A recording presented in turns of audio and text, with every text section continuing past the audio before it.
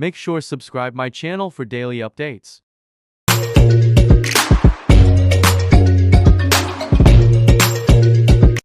The test is in 4 parts, Part 1, Part 2, Part 3, and Part 4. Now look at Part 1. Part 1. You will hear two people discussing an extramural course. Fill in the information you hear on the application form below. First, you have some time to look at questions 1 to 6.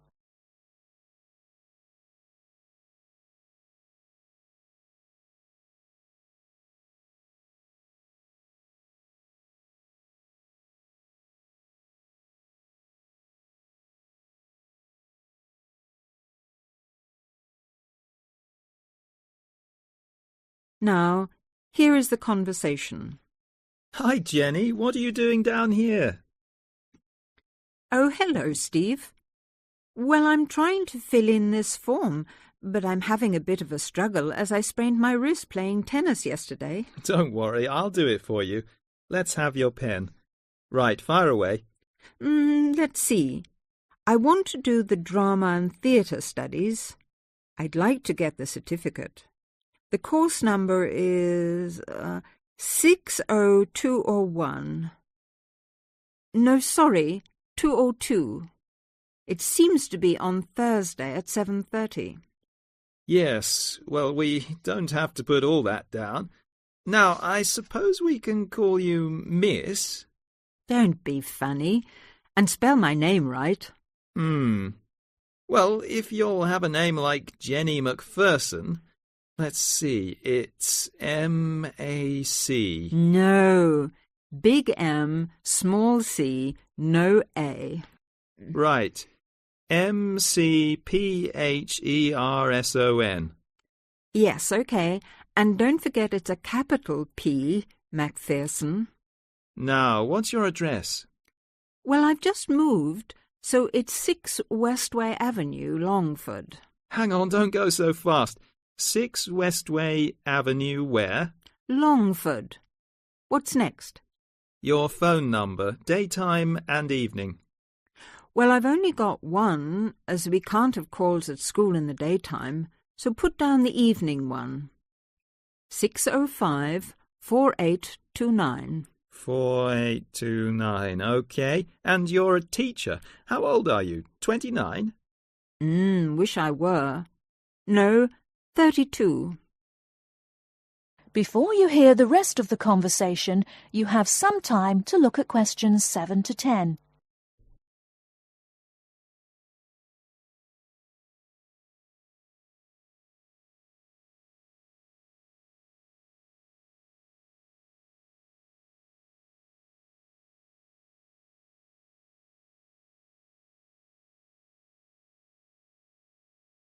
Now listen and answer questions 7 to 10. Did they want my date of birth? No, don't seem to. Just age. How about educational qualifications? Well, I've got a degree in English literature and a diploma in media studies. Media studies, right. Now, have you ever done any of these extramural courses before? No, don't think so. Although I did do something on psychodrama once. But no, it wasn't extramural, was it? That seems to be it, except for the fee. Yes, well, that's the same for all the central courses. I think £25. I suppose I have to include it with this form. Looks like it. Do you want me to write the cheque out for you?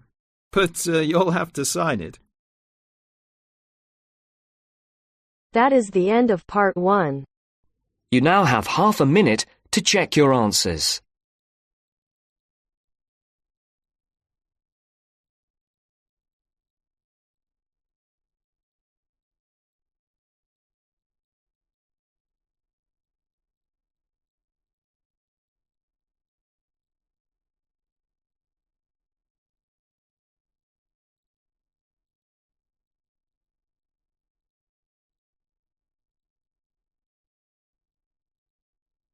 Now turns to Part 2. Part 2. You'll hear a message left to John on how to look after the house. First, you have some time to look at questions 11 to 17.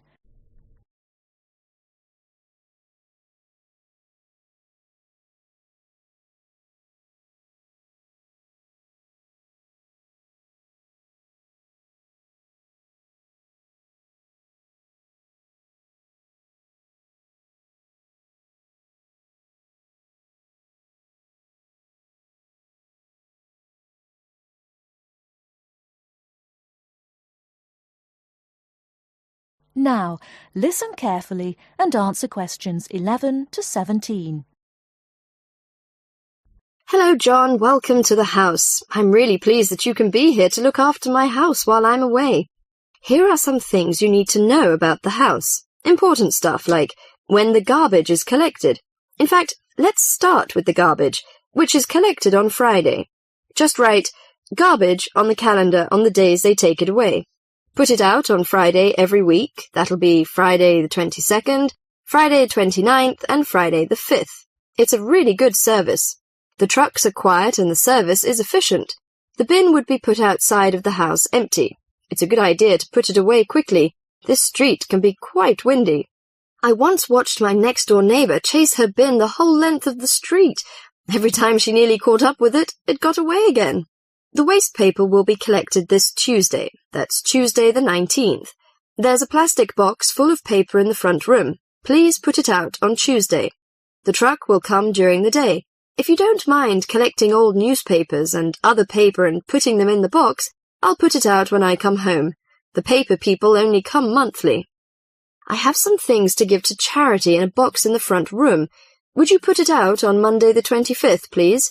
It's a box of old clothes and some bed linen which I've collected, plus a few other bits and pieces. The charity truck will come by during the day on the last Monday of the month. Like the paper people, it comes monthly. If you want to use the library, you'll find it on Darling Street. I've left my borrower's card near the telephone. It has a very good local reference section if you want to find out more about this city. The library is open from 9 a.m. to 5 p.m., Monday to Saturday. I'm sorry to say that we don't have a cleaner. Oh yes, filters. Would you please change the filters on the washing machine on the last week of the month, no matter which day? We find that the machine works much better if we change the filters regularly. The gas company reads the meter on the 30th, the last Saturday. I think that's all the information about our calendar of events.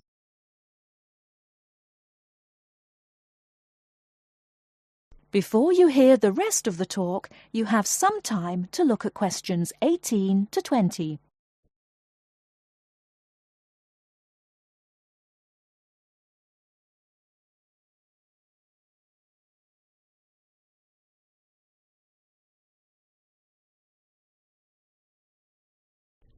Now listen and answer questions 18 to 20. Well, John, I'm trying to think what else I should be telling you.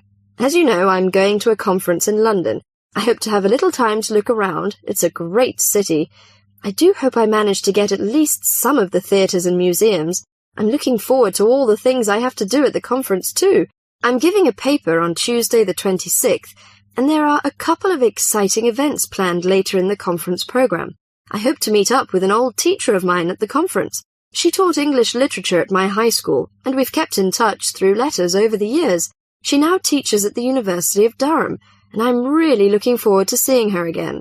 By the way, I expect you're hungry after your trip. I've left a meal in the refrigerator for you. I hope you like cheese and onion pie. Would you do me a favour, please? I haven't had time to cancel an appointment.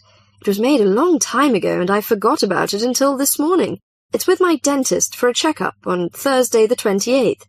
Could you please call the dentist on 8162-525 and cancel the appointment for me? Thanks a lot, John. One last thing. When you leave the house, make sure the windows and doors are shut and set the burglar alarm. The alarm code number is 9120. Have fun. I'll see you when I get back. This is your friend Martha, saying goodbye. That is the end of part 2. You now have half a minute to check your answers.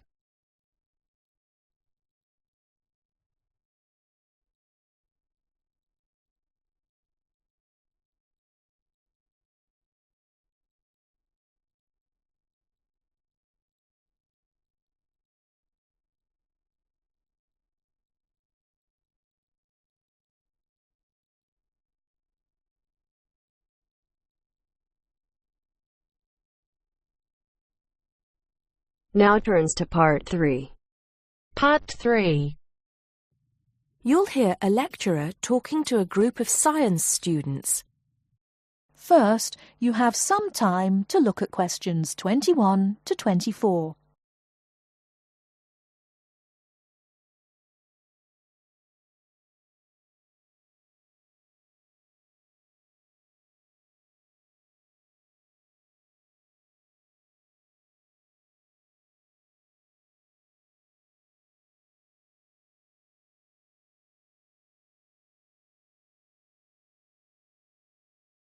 Now, listen carefully and answer questions 21 to 24. Good morning, ladies and gentlemen, and welcome to the science faculty. As you may know, my field of study is neurobiology, so you may be wondering what I have to say to those of you who are studying physics or chemistry or geology, even those of you who intend to become doctors. In fact, what I have to say is aimed especially at those who wish to enter the medical profession, though the main point applies to all of you. And what is my main point? Basically, it is that you shouldn't get stuck in too narrow a specialization.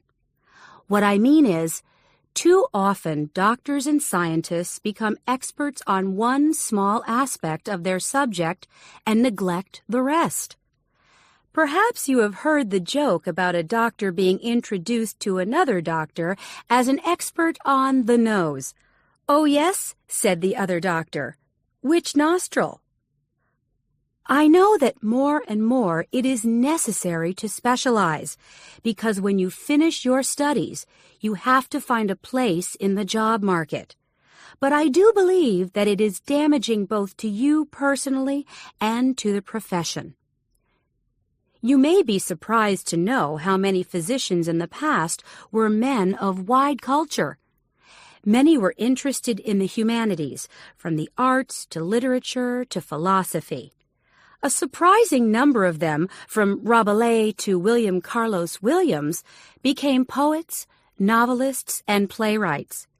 Men of science have written clearly and intelligently about society, psychology, and politics. This tradition is not dead. Today, such eminent scientists as Stephen Jay Gould, Jared Diamond, and Richard Dawkins are well known as popularizers of science while maintaining high standards. But more of them in a minute. I'm not saying that while you are studying anatomy, you should sign up for a course in English literature, but reading a few works of fiction in your own time will show you the human mind, just as your anatomy classes show you the human body. Science faculties and medical schools, it seems to me, now largely ignore this human dimension. Furthermore, the study of medicine, and psychology for that matter, is largely about what has gone wrong with the body and the mind. That is, it mostly deals with the abnormal.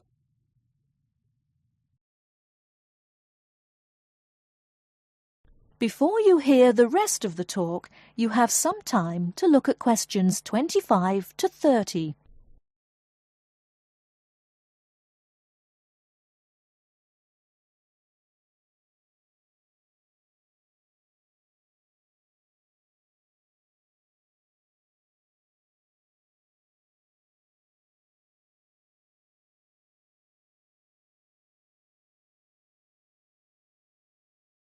Now listen and answer questions 25 to 30. So, to try and correct this situation, if only in a small way, I have come up with some extra reading for you to do. Don't worry. I wouldn't have chosen them if I didn't think they were enjoyable as well as interesting. The first on my list I'm sure you've all heard of, even if you haven't read it. It's Bill Bryson's A Short History of Nearly Everything. Now, don't turn your noses up at it just because it's now officially a school book and is written to entertain as well as inform. In fact, I've found it a very good bedside book. Next come a couple of the writers I mentioned earlier. Any collection of essays by Stephen Jay Gould is worth reading. He writes clearly in a language non-scientists can easily understand. In fact, a lot of his essays are responses to questions about science from the general public. He's also entertaining on the subject of baseball. Perhaps you should start with Gould's Wonderful Life. He writes brilliantly about natural history and shows how much imagination and excitement there is in scientific discovery.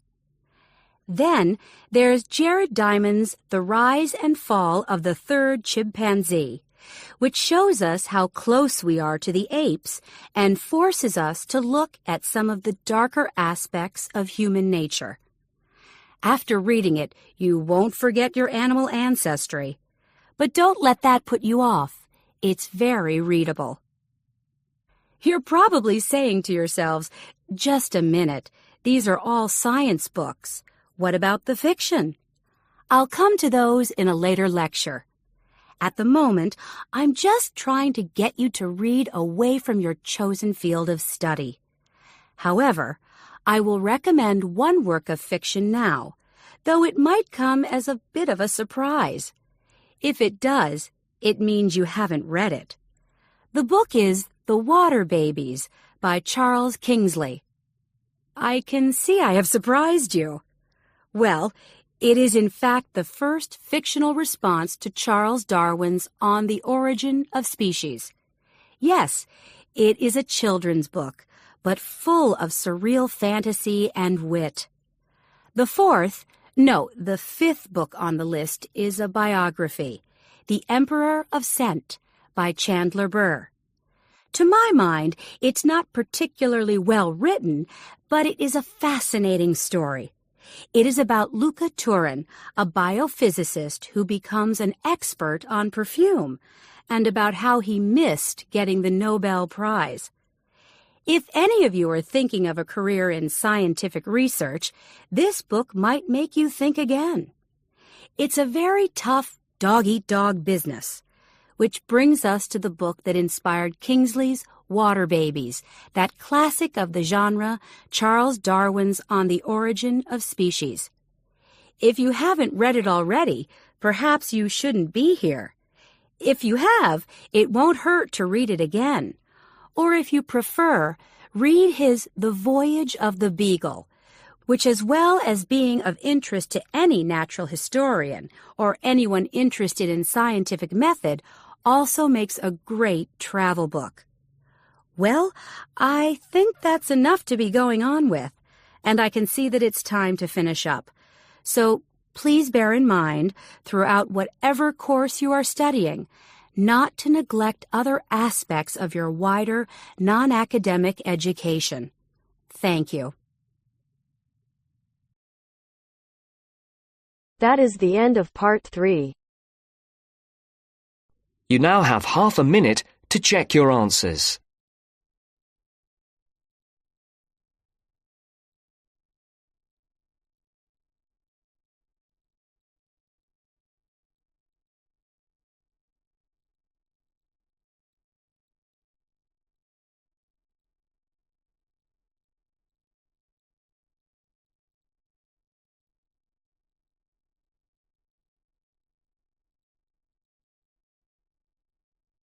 Now turns to part 4.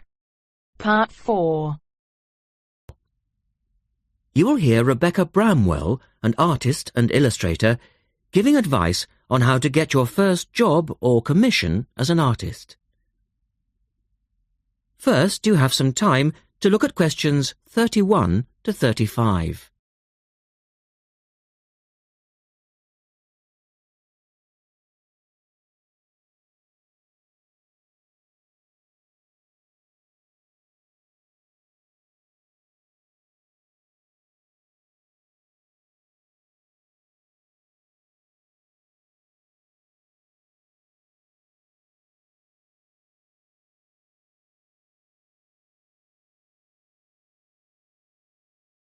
Now listen carefully and answer questions 31 to 35.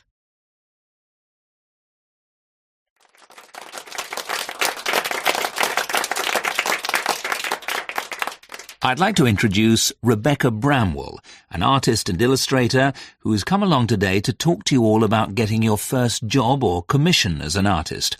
Over to you, Rebecca. Thank you for inviting me. I remember when I graduated back in 1983, I was very excited about getting my first commission. My degree was in fine art, and I'd worked long and hard to get it. I was an enthusiastic student, and I never found it difficult to find the incentive to paint. I think as a student you're pushed along by fellow students and tutors, and the driving force is there. However, when you leave college, you find yourself saying things like, "I'll have one more cup of coffee and then I'll sit down to work." I hate to admit it, but I say it myself. Suddenly, it isn't finding the inspiration or getting the right paper that's a problem. It's you. In my view, there are a number of reasons why this happens. It's a real challenge making a decent living as a new artist. You have to find a market for your work. Often you work freelance and need to take samples or portfolios of your work from place to place. These experiences are common to a lot of professional people. But artists also have to bare their souls to the world, in a way. More than anything, they want praise.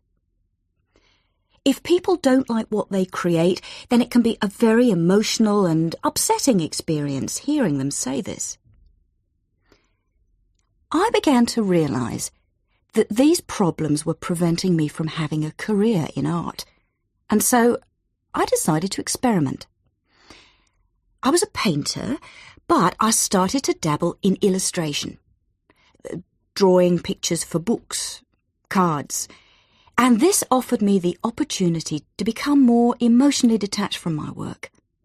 I was no longer producing images from the heart, but developing images for a specified subject, taking a more practical approach.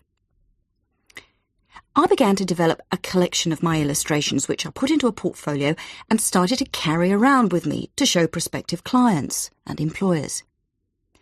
But it was still tricky because publishers, for example, want to know that your drawings will reproduce well in a book. But without having had any work published, it's hard to prove this.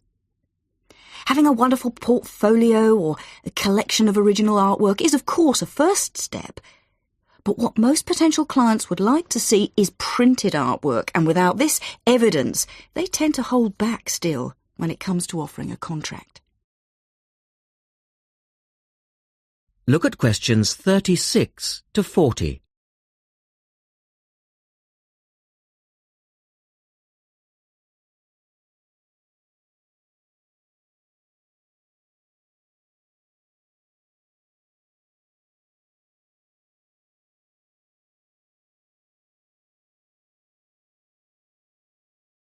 Now answer questions 36 to 40. Well, I overcame this problem in two ways. And I suppose this is my advice to you on preparing your portfolio of your best work. The first way was by submitting my work for a competition. And the one I chose was for a horoscope design and was sponsored by a top women's magazine. There are a few of these competitions each year, and they offer new illustrators an opportunity to showcase their work. The other approach I took was to design and print some mock-up pages of a book. In other words, I placed some of my illustrations next to some text in order to demonstrate how my work would look when it was printed. Perhaps I was lucky in that I had taken a degree that provided me with all-round creative skills so that I could vary my style and wasn't limited to a certain technique. Now, I think that is important. The art world and many other creative fields do try to pigeonhole people into snug boxes with an accompanying label. Now, I think you should try to resist this if you feel it happening to you. If you don't, You'll find it difficult to have new work accepted if you try to develop your style at a later stage in your career. Nevertheless, when you start out, and particularly when you're going for an interview, it's important not to confuse people by having a lot of different examples in your portfolio. One remedy for this is to separate your work into distinct categories. In my case, I did this by dividing my design-inspired illustrations from my paintings. It's then easier to analyse the market suited to each portfolio, such as magazines, book jackets, CD covers, etc. Working under two names is also useful, as it clarifies the different approaches and offers a distinction between them. I think it's been hard for artists to be recognised in anything other than the pigeonholes that they've been placed in. But luckily, these barriers are slowly being demolished. So I really do wish you all... That is the end of part 4. You now have half a minute to check your answers.